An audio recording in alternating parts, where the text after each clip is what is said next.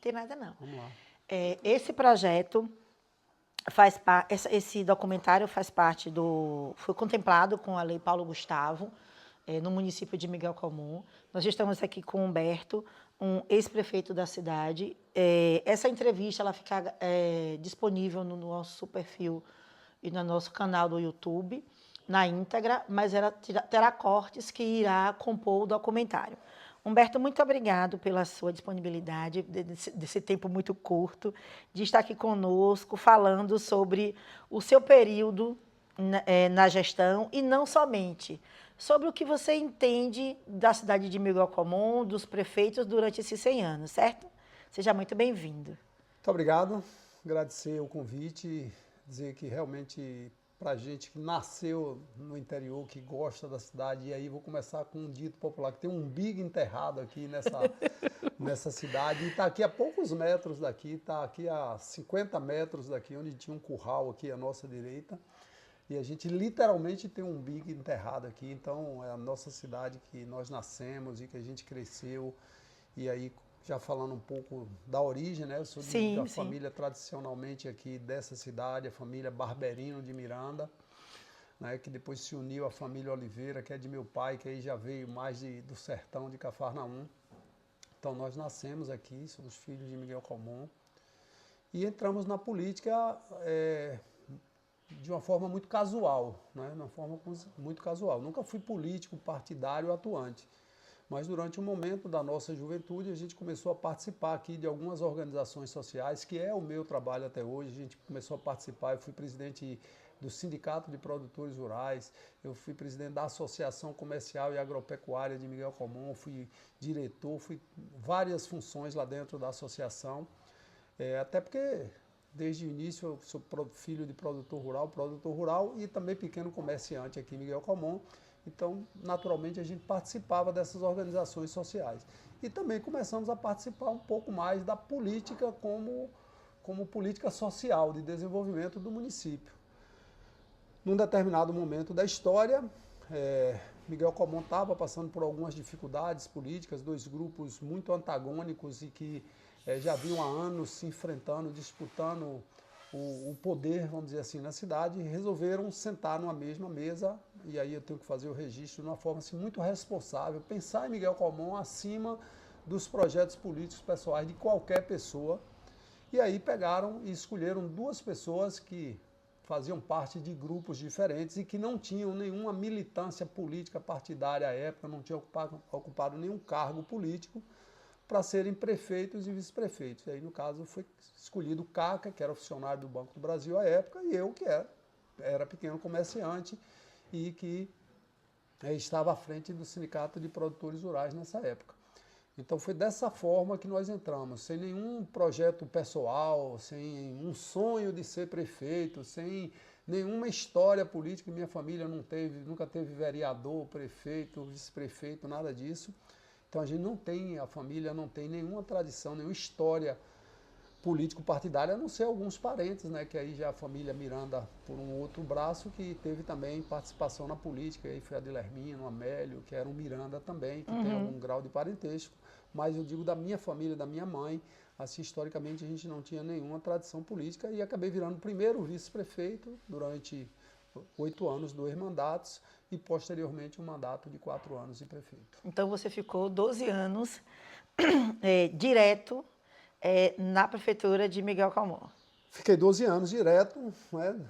8 anos como vice-prefeito, numa situação assim bem inusitada para Miguel Comum e até para o Brasil hoje, né? Porque apesar de ser vice-prefeito, a gente tinha uma participação muito direta no governo. Eu fui secretário durante algum tempo de algumas pastas e mesmo quando não era secretário, eu assumi um pouco, por orientação do prefeito, ao trabalho da zona rural, com as associações. Eu fui presidente do Conselho das Associações Comunitárias Rurais de Miguel Comum, que foi uma experiência assim, maravilhosa. Eu falo isso por onde anda aí no mundo inteiro, que foi, a gente tinha 60 associações comunitárias rurais, ainda tinha mais aqui umas 14 associações, se não me falha a memória, de bairro Então se fazia um trabalho muito interessante naquela época com a participação da sociedade, da comunidade. Aqui nós chegamos a ganhar prêmios internacionais aí do Banco Mundial. Me lembro que uma determinada vez a vice-presidente do Banco Mundial veio ao Brasil, veio à Bahia e veio a Miguel Comum especificamente para ver o trabalho das associações comunitárias rurais. Me lembro que ela desceu de avião em Brasília, desceu em Salvador, pegou um voo para Jacobina, pegou um helicóptero em Jacobina e desceu em Itapura para ver o trabalho da Associação Comunitária de Itapura. Isso é super importante para a juventude saber que a gente já teve uma personalidade mundial aqui para ver o trabalho da zona rural, para ver o trabalho das associações, não era nem especificamente o trabalho do prefeito ou do Não, era aquela iniciativa, né? Ali. Era uma iniciativa muito popular mesmo, de ver o que as pessoas estavam fazendo pela sua própria vida, administrando a água, o campo de futebol, a associação do lugar, a festa cultural. Então isso foi um momento assim muito, eu diria, histórico e muito bacana da sociedade comunense. Eu já ia te perguntar qual seria um marco nesses 100 anos de Miguel Comum e dos que você conseguiu acompanhar, que é claro que não acompanhou todos os 100, mas que durante os seus 12 anos na prefeitura, você acha que teve um impacto para a comunidade. Além desse fato que você acabou de retratar, você teria que sim, muito importante, porque eu acredito que nenhuma outra cidade tenha tido essa oportunidade de receber essa pessoa com tanta representatividade para... Então, você acabou de relatar... Tá gravando? Você acabou de relatar sobre essa vinda dessa empresária, dessa representante, vice-presidente do Banco Mundial. Não lembro mais o nome dela, mas... Isso, mas que é uma figura importante no cenário mundial e que esteve em Miguel Comum, e não só em Miguel Comum, na zona rural e uma comunidade quilombola, né? Que inclusive hoje está acontecendo um evento muito grande lá, com uma bisneta de uma senhora local, Vicenza. Ela está lá fazendo uma intervenção com o pessoal de educação, que eu vou para lá daqui a pouco.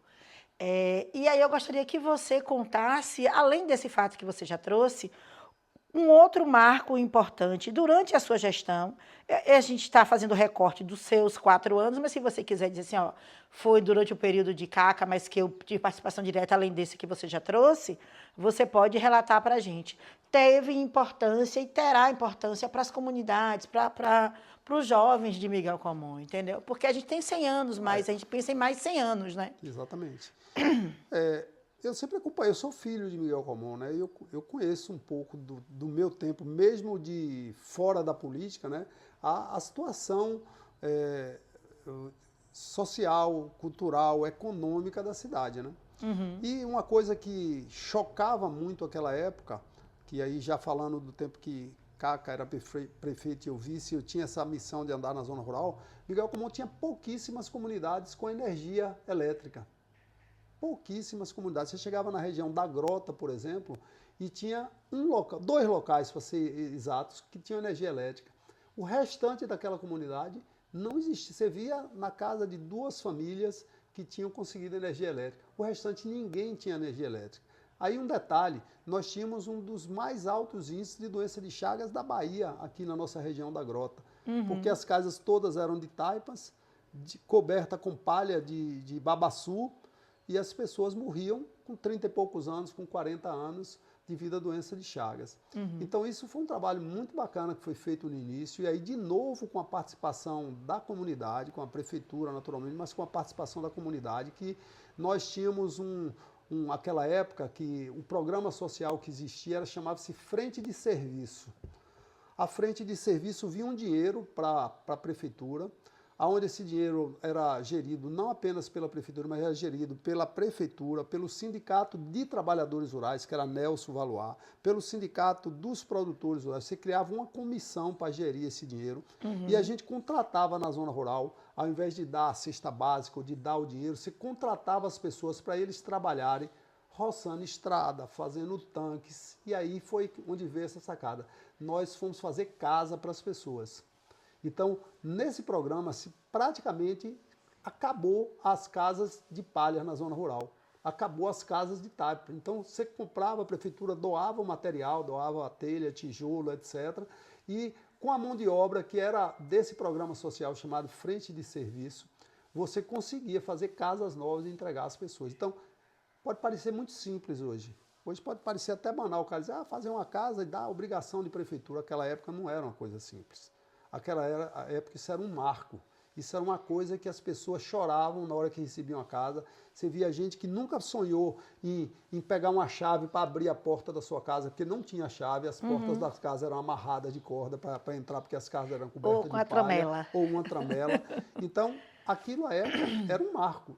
Isso foi um marco, uma coisa que me marcou muito. Eu lembro da gente entregando casa e as pessoas sem acreditar que ia entrar numa casa, abrir a porta, entrar numa casa que tinha piso, telha, um banheiro para ir. Então, tem coisas assim que hoje parece, aí para a juventude, pode parecer até piegas isso, pode parecer até demagógico, mas não, isso foi um marco aqui na nossa cidade. Aí me lembra a região da Serra também, que não existia energia elétrica em praticamente nenhuma comunidade, pontual também, não tinha na Macaúba, mas não tinha praticamente nas outros lugares, Queimado do Canto também tinha um pouco, mas as pessoas sonhavam em poder acender uma lâmpada para botar uma geladeira em casa. Então isso, de alguma forma, por isso que e aí faço um recorte aqui para dizer que às vezes eu já falava isso quando eu era político, eu acho que nunca deve se nomear, o melhor prefeito da cidade tal foi fulano de tal. Porque a cada ano, a cada momento da história é um desafio. Aí eu imagino o cara que colocou energia elétrica em Miguel Comum, que quando eu era criança, essa energia elétrica era a motor, aqui também no fundo da nossa casa, aqui na usina chamada, onde tinha um motor e a energia apagava 10 horas da noite, ficava todo mundo no escuro. Imagina essa juventude, se sabe o que é isso, 10 horas da noite a cidade ficar todo mundo sem energia. Então, são o cara que trouxe energia, que eu nem lembro quem foi para lhe dizer a verdade, foi um marco. Né? O cara que trouxe as estradas, que asfaltou Miguel Comum para Jacobina, para Piritiba, que abriu estrada para Macaúba, que abriu... O que conseguiu a água. Que conseguiu a água encanada, né? Que a gente bebia água aqui da nossa serra, né? Do nosso Parque das Sete Passagens. Aí eu já me lembro, que é recente, que eu me lembro da inauguração disso, foi Ronan que fez a barragem do França e conseguiu botar água aqui na cidade. Eu me lembro de ir na Praça Lauro de Freitas abrindo um cano para jorrar água. Aquilo foi um marco. Então nunca é muito bom comparar a história e os mandatos de prefeito, que cada um a seu tempo teve os seus desafios e deu a sua contribuição. Aí por isso eu estou citando isso para você da questão das casas, de acabar com casa de palha, de botar energia elétrica, de levar água encanada, que são coisas que no mundo moderno hoje do celular, da informação, parece uma coisa banal, corriqueira, obrigação. Mas há pouquíssimos anos atrás, e olha que eu nem sou tão velho assim, há pouquíssimos anos atrás, isso era uma transformação na vida das pessoas. Você poder ganhar uma casa, tirar a casa, ter energia, ter água. Então, enfim, era esse recorte assim, que eu acho que foram marcos que a gente foi conseguindo com o passar do tempo. Eu estou aqui, enquanto você está falando, eu estou aqui fazendo, não é um comparativo, mas vendo um ponto em comum entre os 3 prefeitos que foram, você é o terceiro do projeto que está sendo entrevistado, e quando vocês falam dessas realizações, parece que o coração está na ponta da língua. Vendo o doutor Eduardo falar das pessoas que ele cuidou por conta da questão da saúde, né? Tinha essa mesma emoção.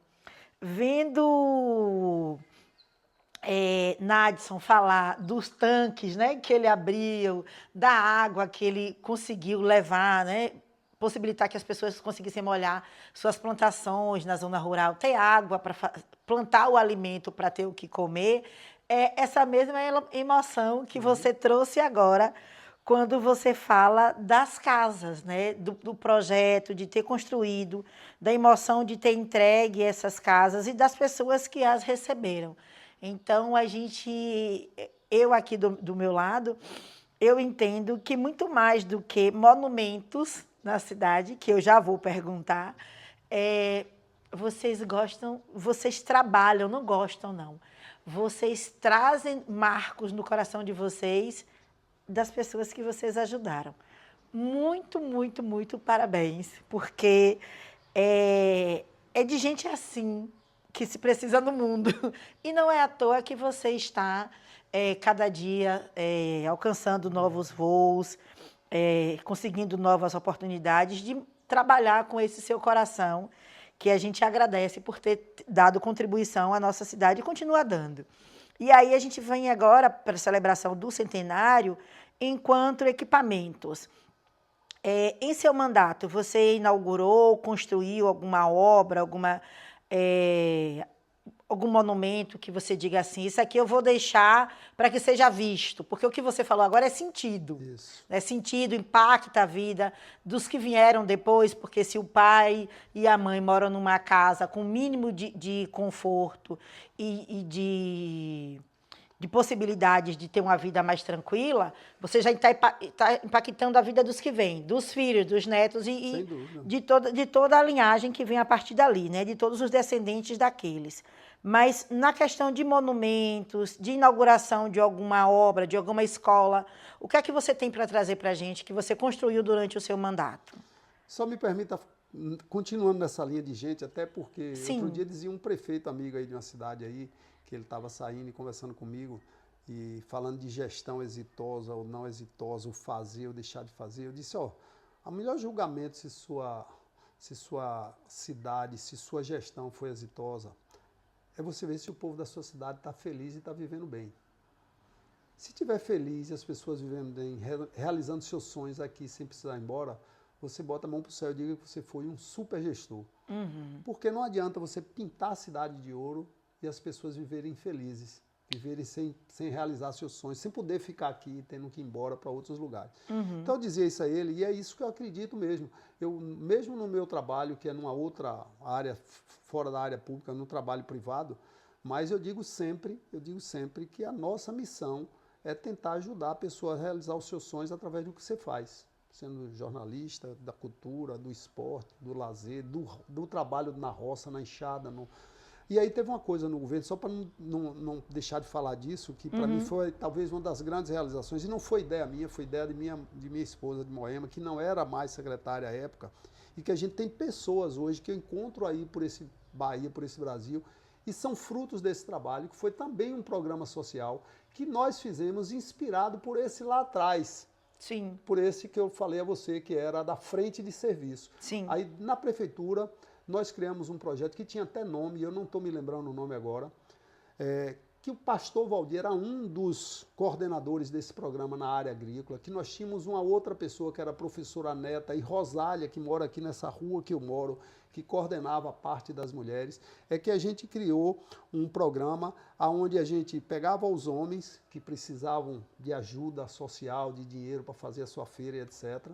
E nós fizemos hortas comunitárias para eles produzir o seu próprio alimento, levava parte para sua casa, cada um saía dali com cenoura, beterraba, alface, coentro, etc. Levava parte para sua casa e o que sobrava vendia na feira para gerar um recurso, para tornar a comprar mais alguma coisa e fazer isso.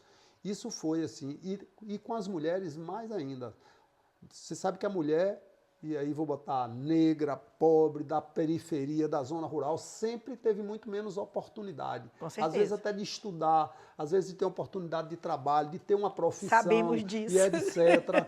Entendeu? E naquela época, esse trabalho social foi muito bacana, porque ensinou mulheres a costurar, ensinou mulheres a fazer artesanato. Nós temos pessoas hoje que são consultoras do Sebrae para ensinar outras mulheres a fazer artesanato, que são de Miguel Comum e que aprenderam nesse projeto. Então as mulheres tinham ocupação, elas faziam bonecas, elas faziam costura, elas faziam crochê, bordado, etc. E que também comercializavam isso num ponto comercialzinho que a gente criou. E esse dinheiro voltava para comprar o pano, as coisas, etc. Então isso foi um programa de inclusão social. E mais do que inclusão social, foi de inclusão até psicológica, que essa pessoa que eu estou falando a você, essa pessoa era uma pessoa que tomava remédio tarja preta, que vivia com problemas psicológicos fortíssimos, e ela, quando me vê, me abraça, me chora. Encontrei em Capim Grosso, num evento cultural, e ela, eu tomei até um susto no meio de todo mundo, foi contar essa história da vida dela. Você vê como é bacana, como as pessoas se libertam através de coisas básicas como educação, conhecimento e trabalho. Sim. Então, isso foi uma coisa que eu não quero deixar de registrar, e vou ver se daqui para o final do programa eu lembro o nome, que tinha um nome esse programa social, que foi uma coisa assim muito legal, porque fiz o que eu estou dizendo a você hoje ainda, que acredito que é uma missão de um prefeito é tornar as pessoas felizes, botar as pessoas para se sentirem parte, não se sentirem objetos, nem apenas Dá uma recebendo. contribuição, porque eu acho que quando você não contribui para até para sobreviver, né? Porque às vezes é muito difícil você passar da linha de sobrevivência. Isso. Mas quando você não tem a capacidade de produzir o que come, você deixa de ser um indivíduo e passa a ser alguém que está perambulando, porque Isso. você não tem utilidade.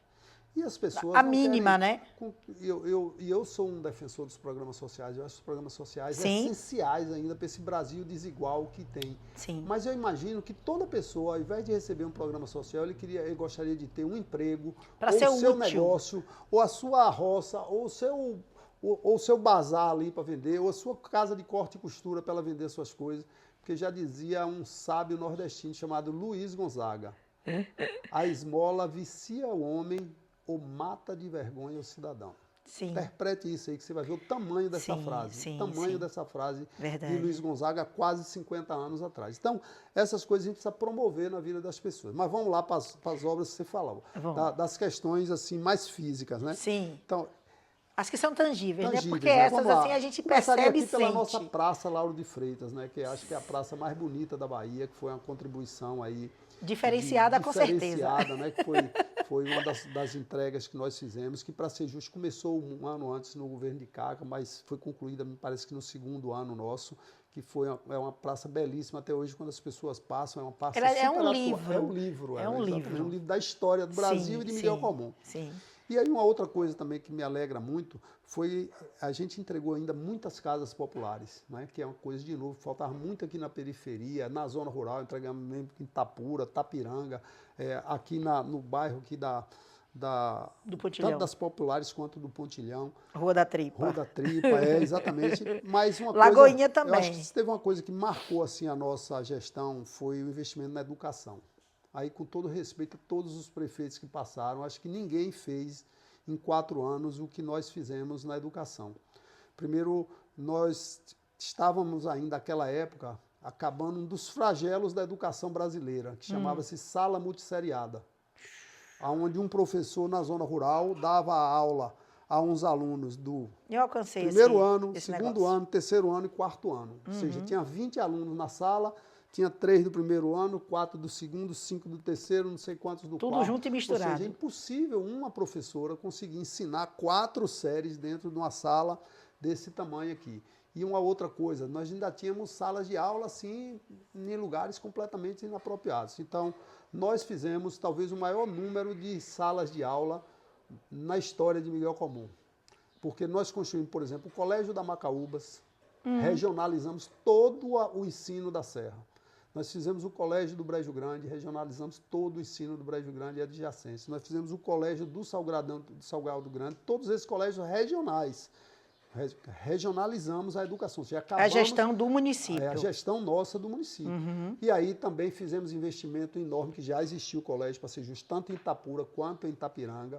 Né? Feito reformas, reforma, né? De adequação, ajustes. para que esses colégios também pudessem atender regionalmente. Então, eu acho que esse talvez foi assim, a nossa maior contribuição, porque a primeira coisa que eu sou médico veterinário de formação, mas eu sou apaixonado por educação. Se eu estou conversando com você aqui, com certeza é porque um dia eu tive a oportunidade de ir para a escola, de estudar e de continuar aprendendo, que é o que eu faço até hoje. Continuo estudando e continuo buscando conhecimento até hoje. Então, a educação é fundamental e eu não queria deixar de fazer esse registro. Assim, se tem uma marca do nosso governo, foi o investimento na educação. Inclusive, nós ganhamos prêmios internacionais. Eu me lembro que eu fui ao Palácio do Governo de Pernambuco, à época, receber do presidente Lula e da então ministra da época,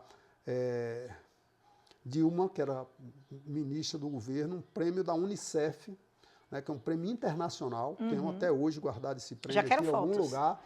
Eu descobri aqui para lhe dar a foto dele. Vasculhar aí. Vamos lá receber da mão da ministra lá, tem até foto com ela, um prêmio por reconhecimento do que foi feito na educação e no investimento da juventude durante aqueles 4 anos.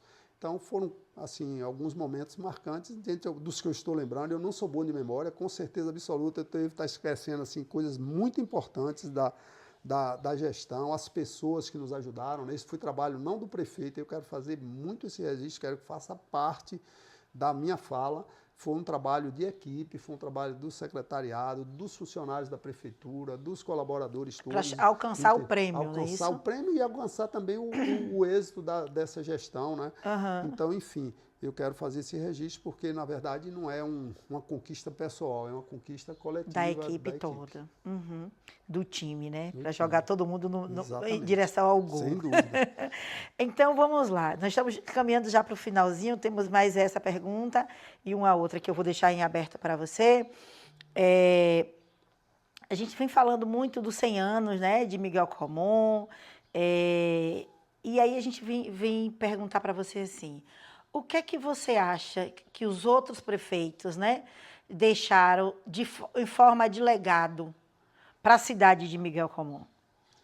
Eu até acabei falando um pouco isso. Sim, mas quando eu disse queria que só o recortezinho o mesmo. recorte, eu vou começar assim, bem do tempo que eu conheço, eu não posso falar nem da fundação da cidade, das Sim, outras coisas, que também imagino que todos esses primeiros prefeitos tiveram talvez até desafios maiores Com do que os certeza. atuais. Eu não tenho nenhuma dúvida dessa afirmação. Eram outros tempos, eram outras dificuldades, desde recurso, a conhecimento, a tecnologia, tudo isso que hoje está muito fácil. Sim. Né? Está muito fácil. Mas aí, como eu falei, a energia elétrica que chegou aqui, é a água, são as estradas, são as primeiras escolas. Quem construiu as primeiras escolas em Miguel Colmon? Nem sei te dar essa resposta, quem foram os primeiros prefeitos, mas teve alguém Sim. que trouxe os primeiros professores, talvez as próprias igrejas, né? A Igreja Católica, no passado, tinha muito esse papel de trazer os e para as processos famílias educativos, também, né? Para as famílias. famílias, e aí foi distribuindo para a São comunidade. esses marcos assim de mais históricos, né, que essas questões, e depois, mais à frente, o mundo mais moderno, que são essas coisas que vocês conseguem ver com mais facilidade, que são as ruas calçadas. Miguel Colmon é uma cidade belíssima, né? Eu sempre digo que cidade do tamanho de Miguel Colmon, tão bonita, tão arrumada, tão zelada quanto Miguel Colmon, é difícil você encontrar. E olha que, modéstia à parte, eu tenho a oportunidade de andar em vários lugares do Brasil e vejo que até no sul você chega, você não acha cidade de 20 e poucos mil habitantes como Miguel Colmon tão arrumadinha como Estruturada, Miguel Colmon. né? Estruturado do ponto de vista da estrutura física. Uhum. Né? Agora, todos os prefeitos, volto a dizer, não quero comparar nenhum deles, Não, aqui, não todos sim. historicamente tiveram suas contribuições de fazer nas suas gestões algumas obras que estão aí marcadas na história de Miguel Colmon. Os que estão vivos estão tendo a oportunidade, como eu, e esse privilégio de poder estar falando. Os que não estão aqui, nós temos que ter o respeito à história, o reconhecimento, né? E até a admiração por o que eles fizeram mais no passado, que, volto a dizer, talvez não, eu acho que é afirmativo. Com certeza os desafios deles foram muito maiores do que os nossos no mundo mais recente. Para trazer as informações dos prefeitos falecidos, nós fomos buscar familiares e distribuímos para alguns, já conseguimos contactar e distribuir um questionário, pedimos para que eles respondessem, alguns pediram um período, um tempo, para coletar as informações e tal, já que o prefeito não está mais vivo, mas eles querem honrar a memória e é muito importante que isso seja feito com muita responsabilidade e tal. Então, os familiares mais próximos, nós contactamos e pedimos que eles respondessem a um questionário para poder a gente conseguir ilustrar o documentário. E aí nós vamos para a pergunta final. Quais são as suas expectativas para o futuro de Miguel Colmon, considerando todo esse tempo que você passou à frente da prefeitura? Agora você não está mais à frente, mas, de certa forma, você colabora com o município com a sua atuação hoje, né? Então, traz para a gente o que é que você espera para Miguel Colmon nos próximos 100 anos. O desafio do mundo hoje é criar qualidade de vida para as pessoas continuarem vivendo onde elas estão. E qualidade de vida não se resume a uma frase, a uma palavra, a um conceito individual. Qualidade de vida envolve gente. As minhas condições para mim viver feliz são diferentes das suas, que são diferentes dos outros. Por isso a sociedade tem que ser plural, inclusiva, igualitária, gerar oportunidade para todas as pessoas. E isso passa por algumas coisas. Isso passa por nós termos um bom sistema de educação. Isso passa por a gente gerar oportunidade para que as pessoas possam ter as oportunidades de uma forma mais igualitária. e a educação já é o primeiro alicerce para isso. Se nós somos educados de uma mesma qualidade, de uma mesma forma, nós vamos disputar, vamos pensar assim, o mundo do trabalho com igualdade de condições. Mas se um tem um modelo de educação diferente do outro, a gente já entra no processo tão competitivo que é e globalizado do mundo do trabalho de uma forma desigual. Sim. De uma forma desigual. Então, a educação de qualidade é uma coisa fundamental para todos. E aí vou me voltar à Constituição, só para ser básica. Educação, saúde e segurança pública, que está previsto na Constituição, que é um direito de todos os cidadãos brasileiros, precisa ser proposto em qualquer lugar que você more. Se você mora na Grota, na Serra, ou aqui em Miguel Comum, ou em São Paulo, você deve ter esses direitos reconhecidos. E isso são políticas públicas que tem que prover. E aí vem para os desafios dos novos gestores. E a outra questão, para a gente fixar as famílias na zona rural, nas cidades pequenas, é um desafio por onde, nos espaços que eu estou ocupando nesse momento, eu falo todos os dias, todas as horas, né, sobre isso. A gente precisa descentralizar os recursos que estão hoje muito centralizados nos governos federal e estadual. Não sei se você sabe hoje, mas quase metade de todo o recurso que se provém no Brasil fica no governo federal. Quase um terço fica no governo estadual e vem para o município, o que sobra de metade mais um terço, ou seja, quase nada para o município. Tem que fazer malabarismo. E a célula mais importante de qualquer nação, seja no Brasil, no país ou na Finlândia, a célula mais importante é o município. Sim. Porque o Estado, Bahia e o governo Brasil não existe. Onde é o Brasil? O Brasil é uma soma de Miguel Comum com São Paulo, com Santa Catarina, com não sei o quê. E a Bahia também não existe. A Bahia é uma soma de Miguel Comum com Jacobina, com Feira de Santana, que forma o Estado da Bahia. Resumo, o que existe são as cidades. Sim. O Estado e a Federação são entes, como a gente diz, empíricos, entes que foram criados para um modelo de gestão, mas não existe de fato. Então, onde nós precisamos de saúde, educação, segurança pública, emprego, qualidade de vida nos municípios. Então, nós precisamos, e eu acho que o desafio dos novos gestores de qualquer lugar do Brasil é lutar para que os recursos sejam descentralizados do governo federal, do governo do estado, para os municípios. O dinheiro tem que vir até onde ele é produzido. Onde é que o dinheiro... Porque governo não gera recurso. Quem gera recurso é quem trabalha, é o setor produtivo, para resumir. Sai daqui para ir para lá, né? O dinheiro é produzido nos municípios. Isso. E o dinheiro é gasto no estado, Bahia, para dar o exemplo do nosso estado, e no estado brasileiro, Brasil. Então é injusto. O dinheiro é produzido aqui e é gasto fora daqui.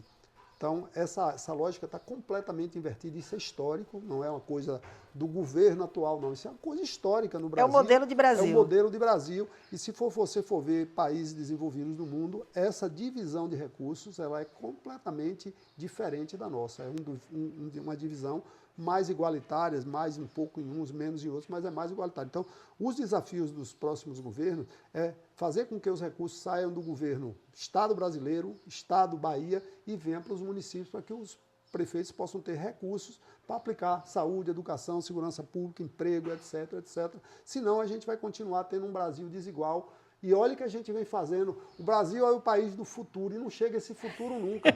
O Brasil não chega esse futuro da gente ter oportunidade para todo mundo nunca. Por quê? Porque as coisas são tratadas de uma forma desigual. E, queira ou não, as políticas públicas começam desiguais de Brasília até chegar no município. Então, acho que esse é o grande desafio, fazer com que as pessoas vivam felizes, morando na grota, morando nos bagres ou morando no mucambo, agora com condição de vida, tendo saúde, educação, segurança pública, estrada, né? Cultura, esporte. Vamos lá. Esporte, né? Que as pessoas, o esporte é um meio de inclusão, é um meio de você também realizar ações das pessoas. Então tem muitas outras coisas que se a gente for falar aqui, porque uma coisa super importante que eu disse também é esse prefeito que eu falei a você outro dia, que eu conversava com ele sobre qualidade de vida. Acho que uma das coisas hoje que gera mais oportunidade de educação, de saúde, e de oportunidades, inclusive de emprego, de cultura, de esporte, etc., chama-se conectividade. Conectividade é uma coisa que o prefeito devia colocar em todos os lugares. Se o cara estiver lá na grota, embaixo de um pé de árvore, ele devia ter o direito de bater e ter a conectividade igual quem mora aqui na Série ou quem mora em São Paulo. Por que isso, Humberto? Porque através da conectividade, você pode acessar essa pessoa que está lá debaixo do pé de árvore e botar ele para tomar um curso numa plataforma digital e ele se formar igual a você. Ele pode fazer, que hoje, inclusive, nós estamos fazendo no meu trabalho, saúde à distância, telemedicina. Nós temos produtores sendo atendidos aqui na Bahia hoje, que ele está na zona rural, na sua roça, e ele marca uma consulta aqui com hora marcada. Ó, amanhã, 11 horas, estou marcando uma consulta aqui com o pediatra para atender meu filho, e o médico vai atender lá de São Paulo, e ele aqui na zona rural, o médico vendo ele, e ele vendo a criança aqui do lado, medicando, passando receita, pedindo exame, fazendo tudo isso. Isso tudo é possível, se você tiver conectividade e se você educar as pessoas para usar isso aqui de uma forma adequada. Então, às vezes, como você falou, cultura, tem tanta coisa que a gente precisa ter uma visão um pouco mais global e menos local para promover com que as pessoas sejam inseridas nesse mundo moderno, que são cada uma delas que a gente olhar para um determinado ângulo fundamental. E aí eu citei conectividade só para quebrar um pouco isso aí. Mas, enfim, esses são os desafios que a gente possa fazer as pessoas viverem felizes aí onde elas nasceram. E a gente tem aqui uma inquietação, que é a questão da cultura mesmo, né? Esse documentário que nós estamos fazendo, ele só é possível por conta de um incentivo, de um fomento à cultura. Aí eu disse que já tinha acabado, mas eu fiquei aqui pensando. O que é que você entende de como é feito essa cultura em Miguel Colmon, de como é feito essas políticas para a cultura, e o que é que você acha que pode ser modificado para que as pessoas tenham mais acesso à cultura, e não só mais acesso, mas que entendam que produzem cultura? Por que eu te digo isso? Porque, por exemplo, eu cito isso muito. Nós tivemos, agora, do Murici, submetemos um projeto, que é a minha localidade, tá? Onde tipo, o meu umbigo não foi enterrado, mas onde foi enterrado dos parentes todos. Então, o rastro fica lá.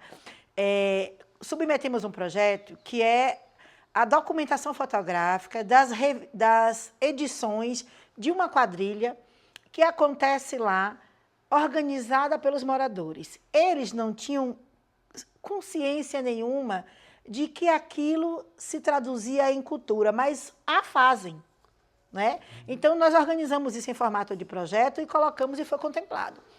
Pensa na alegria dessas pessoas que fundaram a associação em estarem ali abrindo um lugar onde fazia uma exposição que retratava eles mesmos durante os anos dessa quadrilha, que nem eles sabiam o que era fazer cultura, né? Que faziam cultura. Cultura também é uma coisa muito ampla. Sim. Está falando aí da quadrilha, é cultura. Se a gente lembrar das bandas de pífanos que Miguel Colmon, é cultura. Sim, sim. Se a gente pensar dos escritores que Miguel Colmon já teve no passado, tem vários, ainda tem alguns hoje, é cultura. Então, cultura é uma coisa que envolve muitos aspectos da sociedade.